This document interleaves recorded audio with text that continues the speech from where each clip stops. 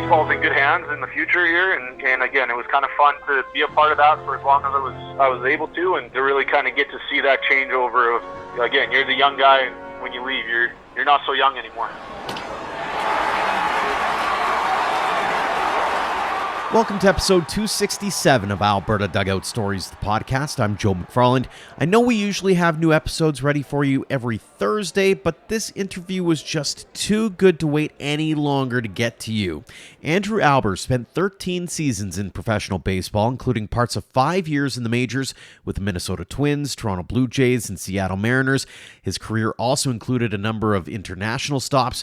The North Battleford, Saskatchewan product was also a fixture of the Baseball Canada roster, playing in several major events, including the Pan Am Games, the Baseball World Cup, and most recently, the 2023 World Baseball Classic. His baseball journey has also come full circle recently, as the former Saskatoon Yellow Jacket is now back in that city as the pitching coach of the new Saskatoon Berries of the Western Canadian Baseball League. Albers made the trek west to Vauxhall Academy of Baseball for their recent awards banquet, where he served as the special guest speaker. Our Ian Wilson was able to track him down for what turned out to be a wonderful and candid conversation. Welcome to the podcast, Andrew. Thanks for having me, Ian. Appreciate it. I want to get into Saskatoon. There's a lot with Saskatoon I want to get into. It's going to be exciting to have you back in Saskatchewan and in the Western Canadian Baseball League.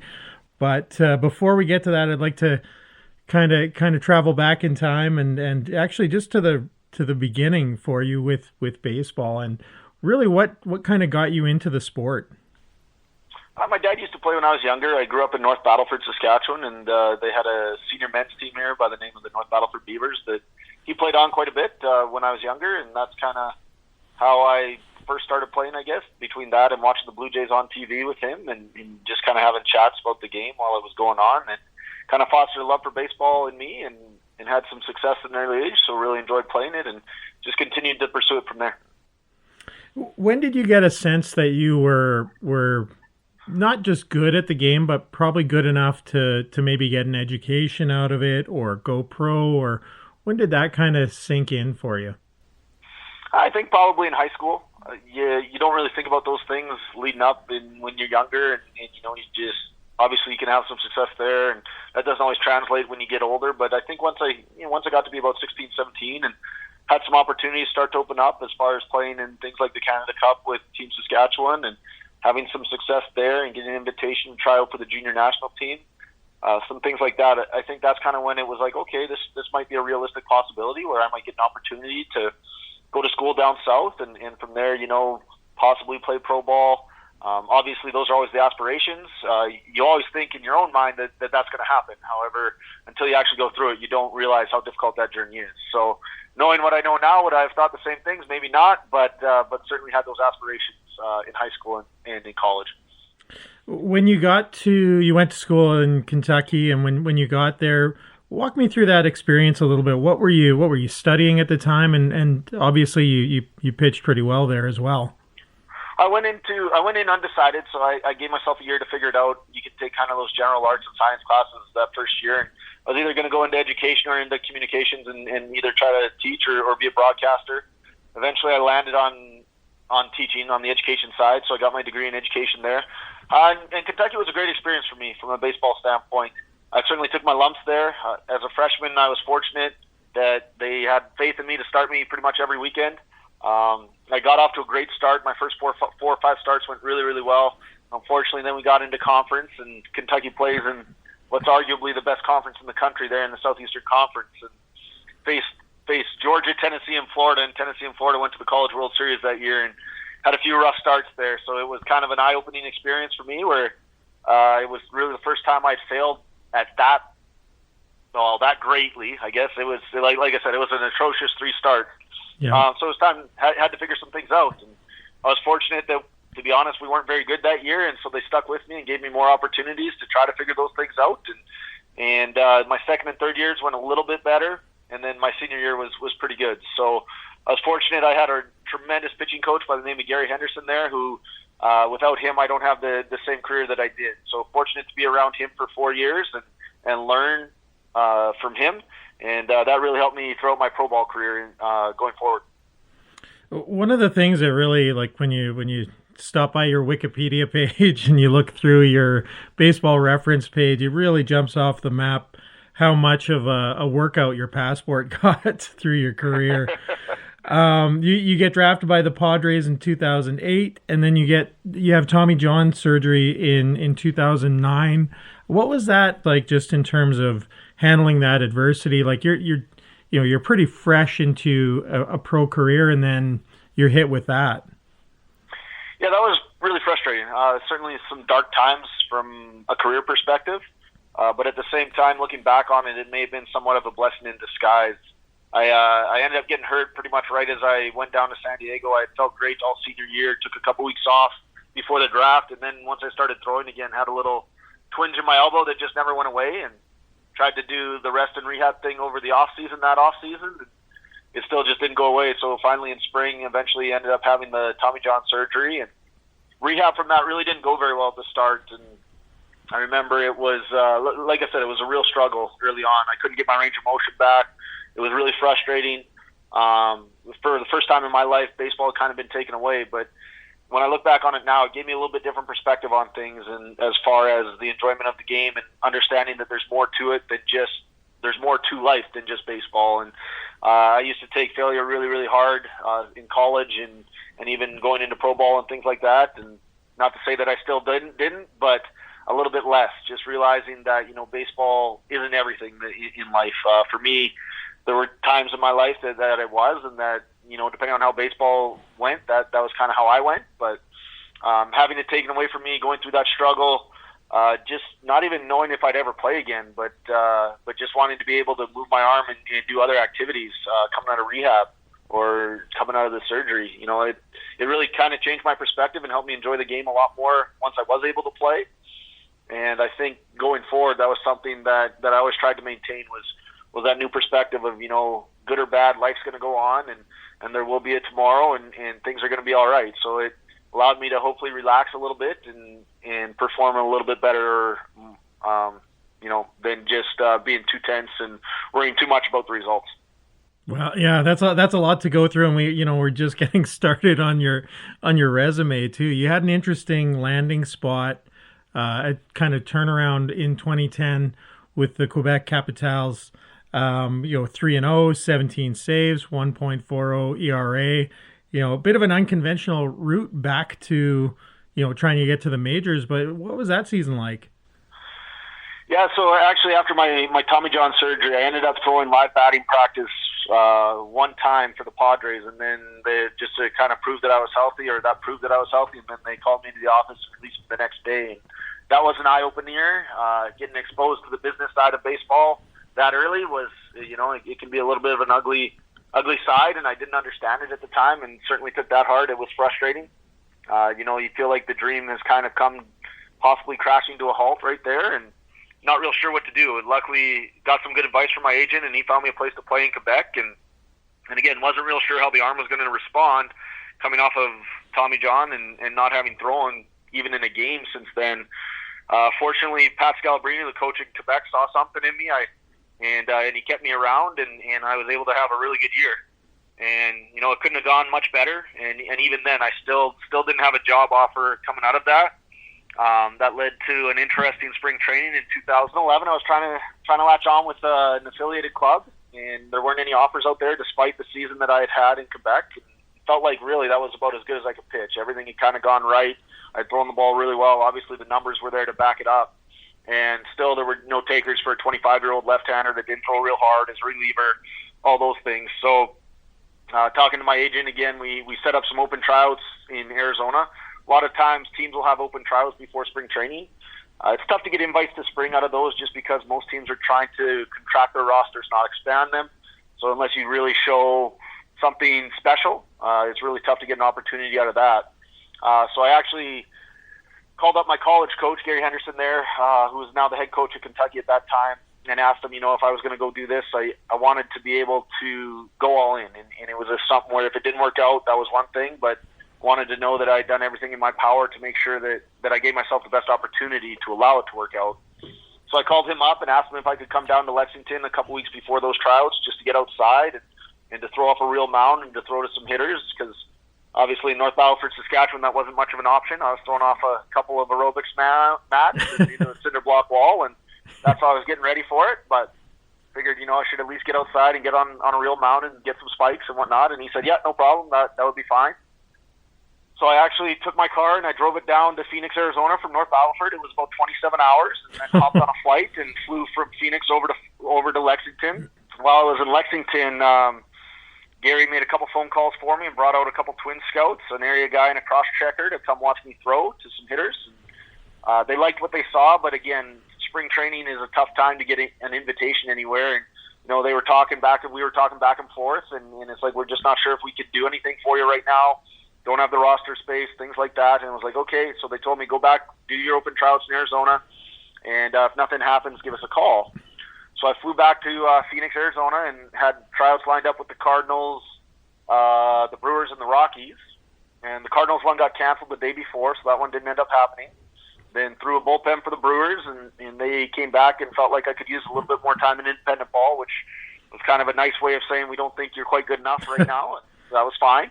And then the Rockies was a big open tryout where there were about 50 guys there, and it was, your tryout was 15 total pitches. You threw 5 pitches to 3 different guys, and that was kind of it. And, that didn't really accentuate my skill set very well, being that I wasn't a guy that threw hard or didn't have a lot of devastating secondary stuff. So didn't think anything would come from that, and it didn't. So I called the Twins guys back up and asked where we were at, and there was just a lot of little red tape that they needed me to cut through. They wanted me to take a medical. They wanted me to throw for some guys higher up in the organization.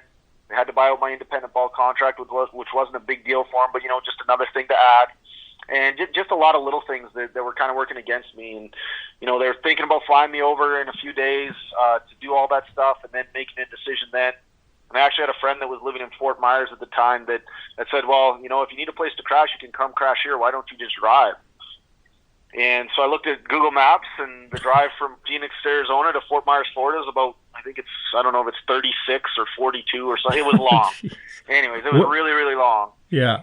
And so I called them back up, and I said, hey, how about this? I'll hop in my car, since you guys can't fly me out there for a few days anyways. I'll hop in my car tomorrow, make the trip. I'll throw for wherever you want, take your medicals, do whatever you need me to do. Again, just looking for an opportunity. And I said, if you guys don't like me enough to give me a shot, I'll drive home on my own dime, and if you do, you can reimburse me for my travel, and that's good. So the cross-checker guy by the name of Tim O'Neill made a couple phone calls, called me back about 10 minutes later. He said, yeah, okay, that'll work, and hopped in my car that morning or the next morning and made that trek over to Fort Myers, and luckily that one went pretty well for me.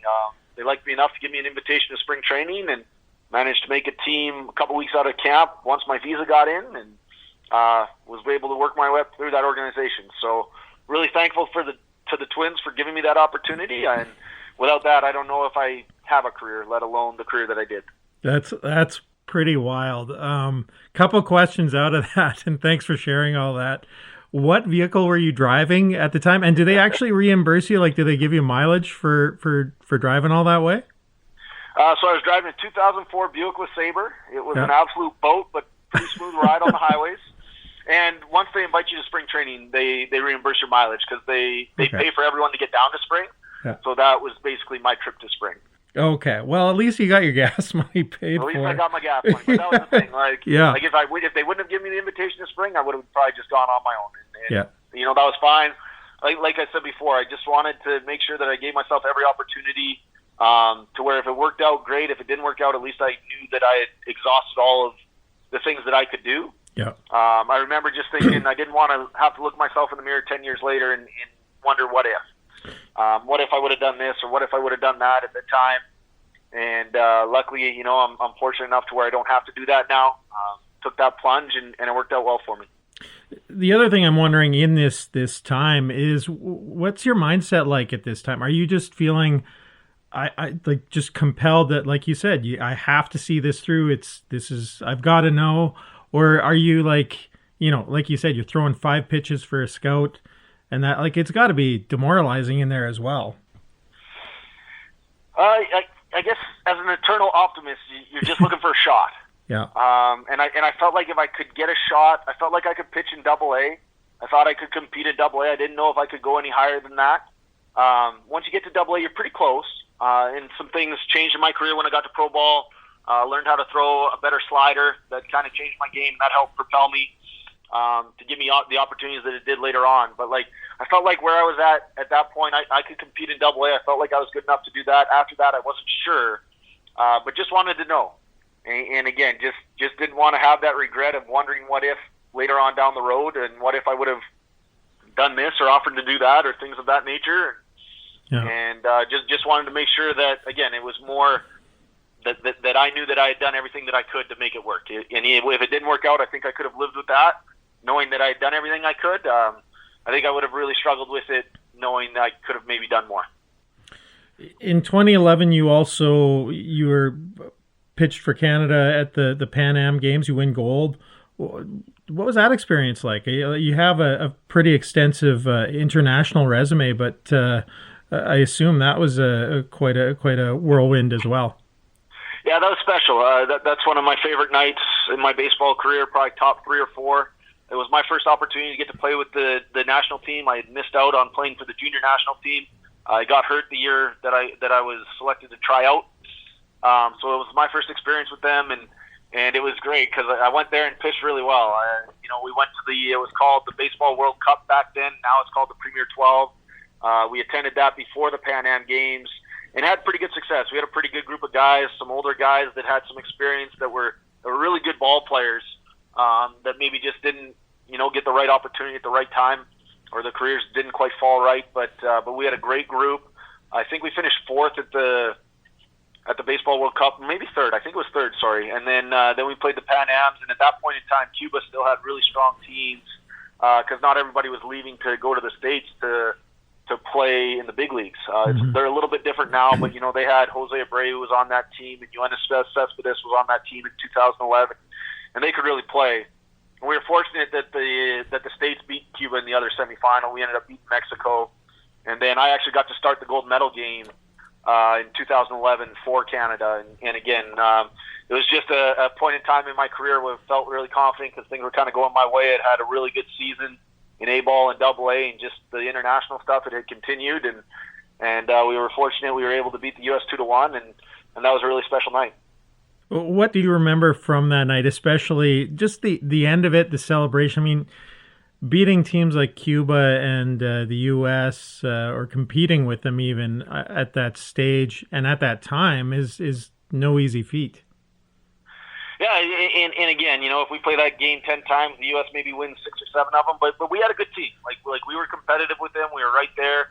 That tournament is non-40-man roster guys. So teams like the Dominican and Venezuela and the States, they don't send their best teams. And not that we had our very best team there, but we didn't lose as much depth as what they would have, right? So we just had a really good group in that area that was, I guess, good enough to play in that tournament, but also bad enough to play in that tournament. If that makes any sense. Yep. So yeah, we just had a really good group that year. Those next 3 or 4 years, we had some really good international teams that did really well in those tournaments, and it was just a really good group of guys that really grinded it out. That played just good, fundamentally sound baseball, and they were there for the right reasons. They were there to win games, and it really paid off. It showed in how we played together and the chemistry that we had. And those are some of the better friendships that I have made throughout my career playing baseball. By 2013, you're working your way up through the Twins organization. You finally make your major league debut, August 6th of 2013. 8 1/3 for the win. Second game out is a complete game shutout over Cleveland. I'm curious, first of all, obviously about the debut, because that's, you're there, you're at the show. It's the dream realized. What do you remember from that? And then what do you remember just from that second start as well? You talk about fairy tales and thinking that, it's too good to be true, and it really was, especially, again, for a guy like me that wasn't a highly touted prospect. Nobody was expecting much from in the call-ups. You hope you can give your team a chance to win. Again, it was another stretch of my career where things were going really well, and I think I only struck out 4 guys in those 2 games combined, so it's not like I was blowing the ball by everybody. They were just hitting it at guys. I was able to get off the barrel and get a lot of soft contact and a lot of ground balls, and they just didn't find holes those 2 nights. And I remember the debut going out. Lorenzo Cain was the first guy I faced, and I just remember thinking for pitch one, wanted to make sure I threw a strike on the first pitch of my career, and luckily was able to do that. And I had actually had some buddies travel from home, and when I walked out, they were shirtless with Albers painted on their chest and hooting and hollering, so that helped me kind of settle in and relax a little bit. It was really humid that day, and I threw probably the worst pregame bullpen of my life that day. And it was really hot and humid. I think I can say this now, being that it's not as much of a thing anymore, but like went into the locker room, and there's a certain sunscreen that you can use that when you combine it with rosin, it gives you a little bit of tact on your fingers. It's called bullfrog. And so I put some of that on. I'd never used it before, but when I threw my pen, I mean, the ball was going everywhere. and we'd gotten beat pretty bad the night before, so we used a lot of our bullpen arms. And I was just thinking, man, our poor pitching coach has to be like, what the hell are we doing right now? We're going to send this kid out. He has no idea where it's going. So I don't know if he had somebody being ready to get up in the first, but he probably wasn't too far away from it anyways after he saw that pen. And luckily, got Lorenzo Kane out. He was the first guy hit. Hosmer ended up hitting just an absolute laser up the middle as batter number 2, and then managed to get Billy Butler to ground into a double play. And all of a sudden, before you know it, I think I got the next 15 guys out, and we're in the 6th inning. And the debut's gone really well. We score some runs, so we have a cushion. And then we go to the 9th, and who is it? I think Alcides Escobar hits a first pitch single up the middle. Get Lorenzo Kane to hit a ground ball to third base. We try to turn the double play. Bang, bang, play at first, and they call him safe. And if they call him out, I probably get a complete game shutout there too. And yeah, I remember still being upset about that to this day. I'm still sure he was out. But unfortunately, call didn't go our way, and I ended up walking the next guy, and I was exhausted by then. Again, hot and humid night. I think it was at 107 pitches, and something around there, and it was a good move to take me out. But it would have been really nice to finish it. And you think after that game, man, it can't really get much better than that. And then probably have the best start of my career the next game against Cleveland. 2-hit complete game shutout. And just, again, it was another thing where everything was working right. I felt like I had really good command. I could throw the ball wherever I wanted to, execute whatever pitch I wanted to, whenever I wanted to. And usually when you feel like that, you have pretty good nights. Who are the guys in that locker room for the Twins that, when you get to the show, really kind of welcomed you in? Were you just kind of trying to keep your head down and not look at anyone or looking at your shoes, or were there any guys who came up to you and really just helped you settle in? Yeah, I was really fortunate. Justin Morneau was on that team, yeah. And he was another fellow Canadian guy. We had played together in the World Baseball Classic earlier that year in 2013, so I knew him a little bit. But he really took me under his wing when I got there, and took me out to some dinners and some things like that, and showed me around a couple of the cities. But really, he exemplified what it was to be a pro, and getting there early and getting your work in. And obviously, the guy, at that point in time, he was 9 or 10 years into a career. He had an extremely good career. He was an MVP. Had won multiple-time All-Star. Had won a home run derby. All those great things. But he was you could really see why he was able to do all those things by how he went about his business on a daily, every day, I guess. Yeah. He was willing to put in the extra time. He was willing to put in the extra work. He was an outstanding leader. And again, I was really thankful that he took me under his wing. Joe Mauer was also there when I got called up. Might be the nicest human being you'll ever meet in your life. It's just crazy how humble he is and how just genuine that he is. So having those two guys in the locker room, kind of being the leaders of that team, that was huge for me, getting called up and getting to see, two definitely all-star players. Joe might end up being a Hall of Famer. I don't know if Justin quite had a long enough career to get that far, but certainly at the peaks of their careers, they were two of the best players in baseball. And watching those guys go about their business on a daily basis, it was fun to watch and special to see. And when your best players are your hardest workers, things tend to go well, and that's why they had so much success, or I think that's why they had so much success in Minnesota for as long as they did. Of course, after that 2013 season, smooth sailing, no hiccups, everything goes without a hitch. No, I'm being sarcastic, obviously. No, 2014 though is an interesting year for you. You end up in Korea, and then you're signed by the Jays as well. I'm just curious about Korea first, maybe. What was it like pitching over there? What's the atmosphere like, and how was that? Any culture shock there? Just all of it. Yeah, so I ended up in Korea because, to be honest, I didn't think I was going to be able to make the big league team out of camp. They ended up signing Ricky Nolasco and Phil Hughes in the offseason and taking up a couple of rotation spots because they'd had a tough year the year before, and it just was kind of on the outside looking in of trying to be able to make that team. And the Korea opportunity came up, and it's kind of a life-changing opportunity where it was tough to say no, so I ended up over there, and unfortunately didn't have a good year. I really struggled. We didn't have a very good team, and I didn't pitch very well, and that didn't help matters. A little bit of a culture shock, sure. It's obviously a different culture down there.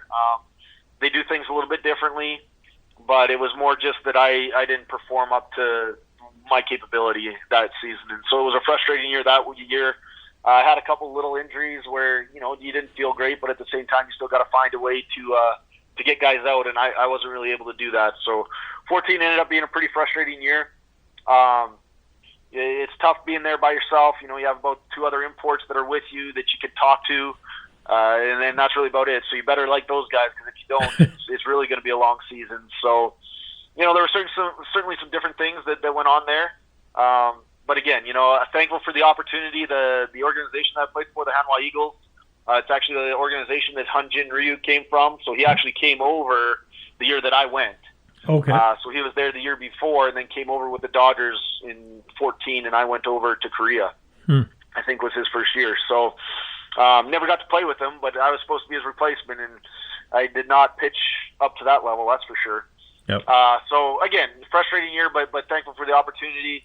The organization was great, getting to see baseball there, a little bit different style, a little bit different culture as far as what they do throughout the games. Yeah. The fans are really engaged. It's very similar to Japan in that regards, where they sing the walk-up songs instead of actually playing them. And I mean, for 9 innings straight, somebody's up and cheering. It's usually the team that's up to bat. They have sections in the stadium, and they're the ones that cheer. And then the other people are respectful enough on the opposing team to let them do that. And then once their team comes up, then that's the section that cheers. And it's really neat that way. Very positive culture, very positive interactions with fans.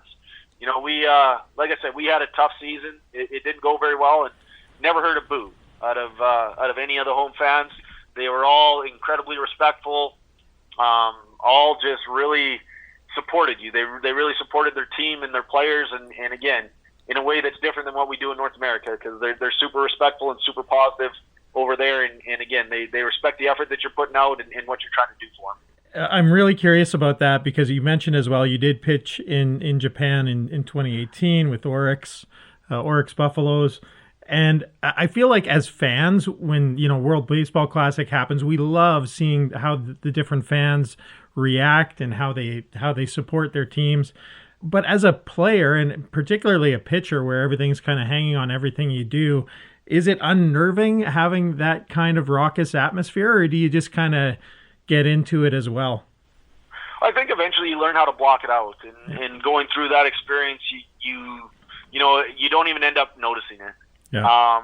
To be honest, by the end of it, there's a lot of noise going on, but at the same time, once you get the baseball in your hand and that guy steps in the box, the guys that are able to block all that out and focus on what they need to do in order to get a guy out, those are the guys that have success, and that takes some time to learn. It was something that I didn't do very well in. Probably until I got to college. Fortunately for me, I got to experience some pretty raucous crowds in college, and again, different than Japan. Japan, you're getting 40,000 people there at night, and they're all making noise, but they're not yelling anything directly at you.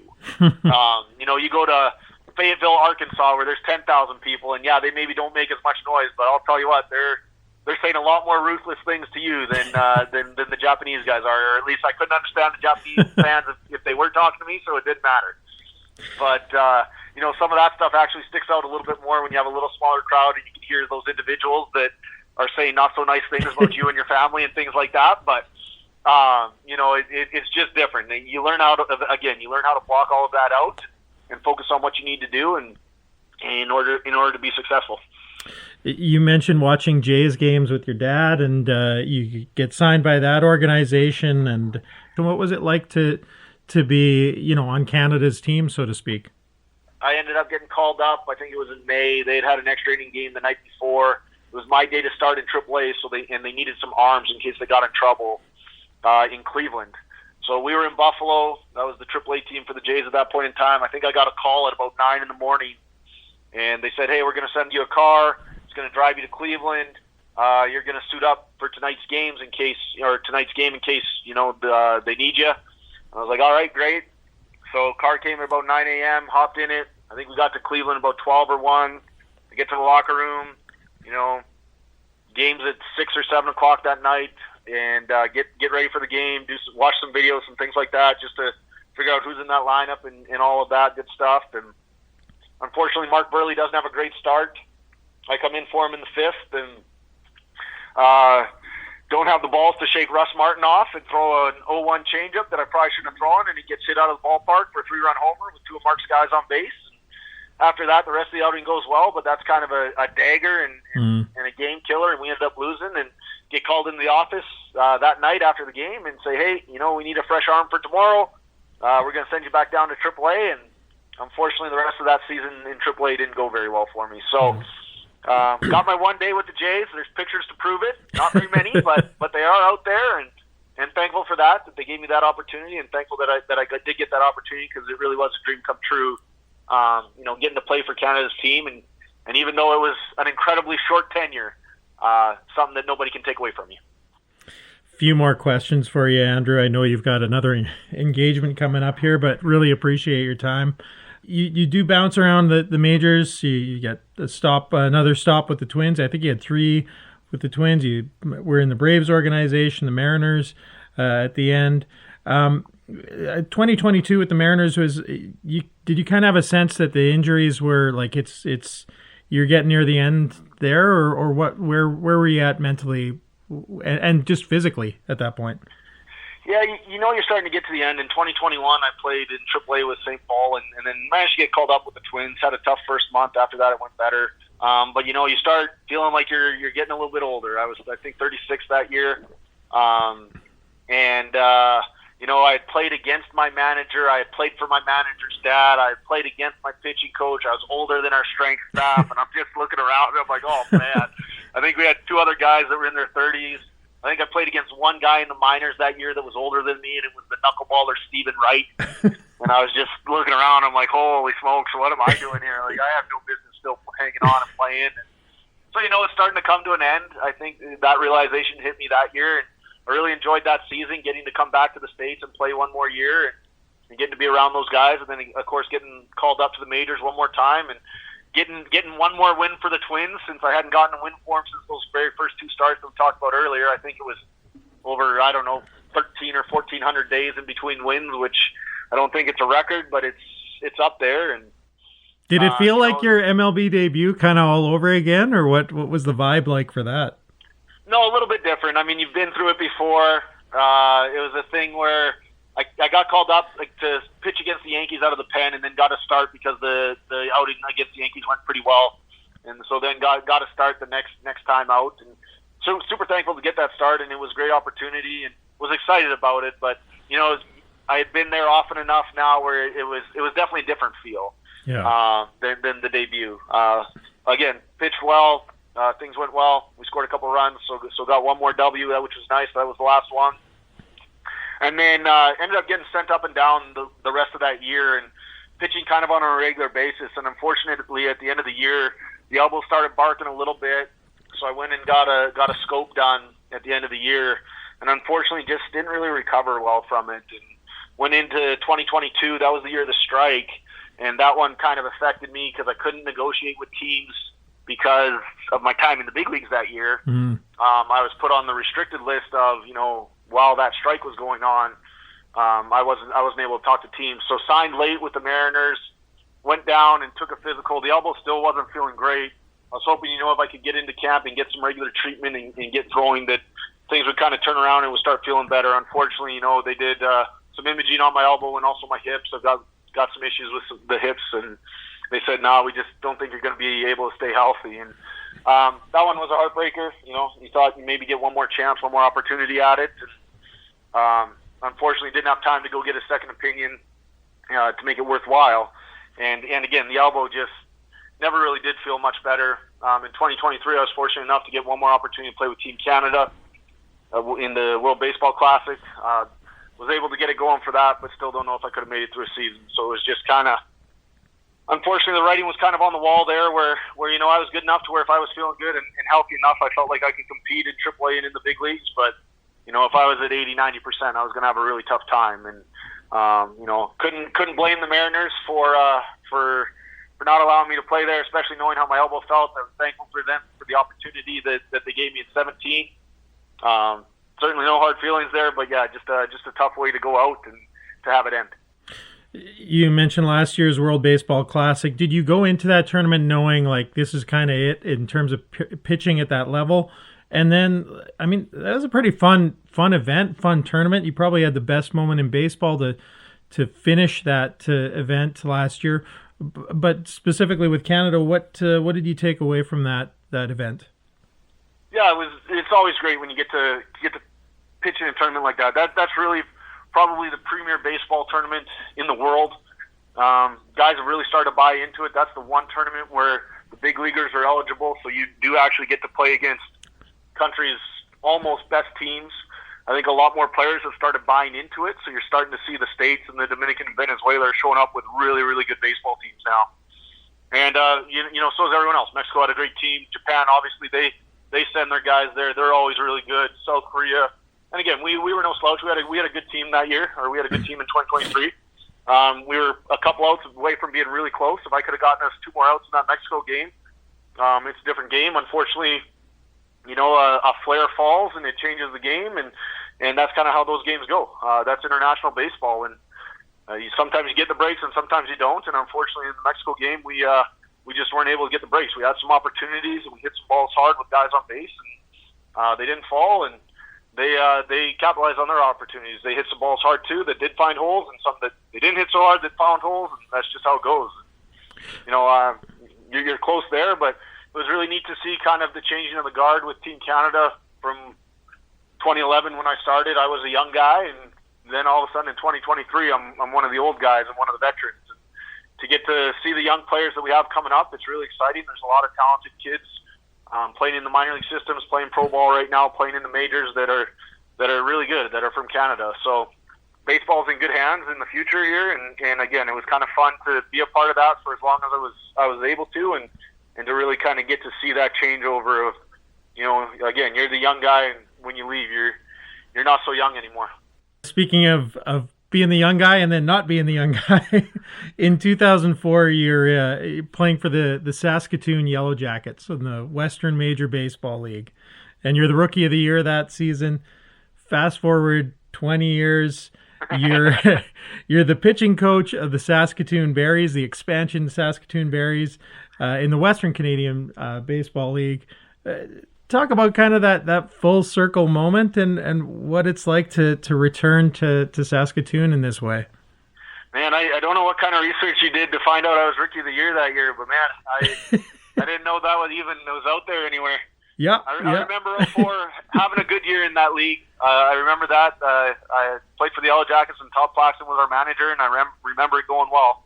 I didn't remember exactly how well, but it's really interesting. I hadn't thought about the full circle kind of deal, but interesting to get the opportunity to come back, and kind of where it really, a lot of it started for me. That was really my first experience with collegiate baseball, even playing outside of high school players. So it would have been that year with the Yellow Jackets, and to get to come back to the same location, a little bit different team name, and coach, it's going to be special. I'm looking forward to it.